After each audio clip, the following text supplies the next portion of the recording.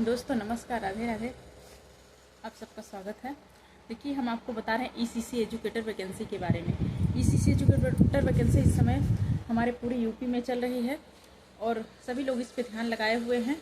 जिनका नहीं हुआ है, जिनके घर में सरकारी नौकरी वाले भी हैं, जिनके हस्बैंड करते हैं, वो भी सोच रहे हैं कि खाली बैठने से अच्छा इस वैकेंसी में हमें मौका मिल जाए तो कितना अच्छा रहेगा। हमारे कई रिलेशंस की बहनें हैं जो, और कुछ भाभियाँ हैं, वो लोग भी कह रही हैं कि जब भी प्रयागराज का आएगा तो आप हमें बताइएगा, या तो आसपास के ज़िले का कुछ और लड़कियां हैं। तो हमने कहा ठीक है। तो ये एक वैकेंसी अपने आप में यूपी में महत्वपूर्ण बन चुकी है, लेकिन फिर भी इसमें बहुत सारी धांधली, इधर उधर की अफवाहें और कई बार नियमों में बदलाव होता चला आ रहा है।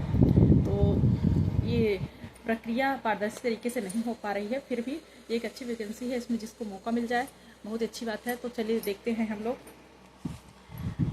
सबसे पहले देखिए, लिखित परीक्षा का आयोजन हो रहा है सीतापुर में 600 लोगों को शॉर्ट टेस्ट किया गया है। तो उसमें 300 लोगों का एक ही दिन एग्जाम है, लेकिन 300 लोगों का अलग सेंटर पे, 300 लोगों का अलग सेंटर पे। तो जितने लोग सीतापुर वाले हों ध्यान दें और अपना अपना एग्जाम समय पर दें, और सारे डॉक्यूमेंट्स जो पैन कार्ड, ID और एक फ़ोटो ले जाना ना भूलें, और अपने कुछ रिजल्ट ही ओरिजिनल ले लें चेकअप के, कि वहाँ से आपको वापस किया जाए चेक करने लगे तो। और देखिए, बलरामपुर में चयनित एजुकेटर, देखिए 131 पद था, उसमें 110 लोगों का इंटरव्यू हुआ, जिसमें सिर्फ 36 लोग सफल हुए हैं। तो उनकी लिस्ट जारी कर दी गई है। अब लिखित परीक्षा होगी, तो देखिए कितने लोगों को लिखित परीक्षा में 36 लोगों को बैठने दिया जाएगा। तो देखिए यहाँ पे डायरेक्ट एग्जाम नहीं करवाया गया है, डीवी हुई है, डीवी, और उसके बाद इंटरव्यू में सिलेक्शन हो गया है, सिलेक्ट कर लिए गए हैं। तो स्कूल अलॉटमेंट की प्रक्रिया जो है 25 को वहाँ का जो विकास भवन है वहाँ पे होगी। तो बलरामपुर वाले जाके अपनी प्रक्रिया को पूरी करवा लेंगे, क्योंकि बाद में जाने पे फिर कुछ पैसा भी लगता है और होता भी नहीं है। उनका जो फॉर्म होता है वो वापस लौट जाता है, जो मतलब बनना रहता है। जितने लोग आते हैं उन्हीं को ऑनलाइन करके दिया जाता है। जो स्कूल अलॉटमेंट की लिस्ट होती है उसमें फिर बाद में आप लोगों को दिक्कत हो जाएगी। और मिर्ज़ापुर में देखिए डीवी अभी चल रही है। तो जो लोग छूट गए हों अभी मिर्ज़ापुर वाले, तो लोग समय पर जाएं।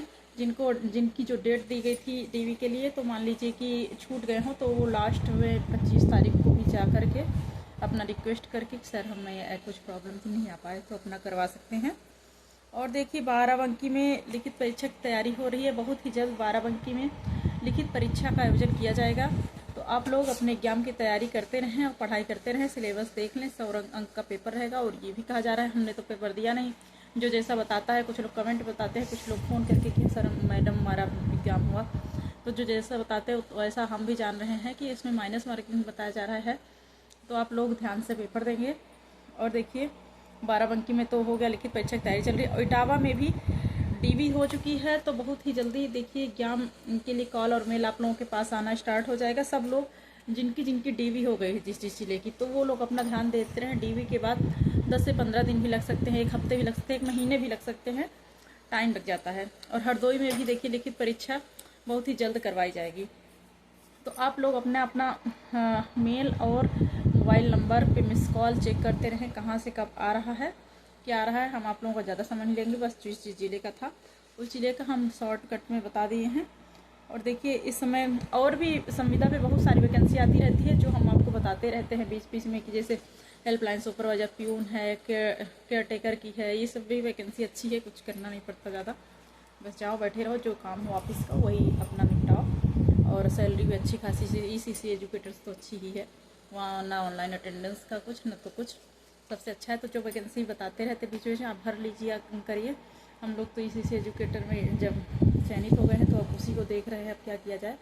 तो आप लोगों से निवेदन है कि आप लोग जितने भी लोग अभी बेरोजगार हैं, तो इन सभी भर्तियों पर ध्यान दिया करिए।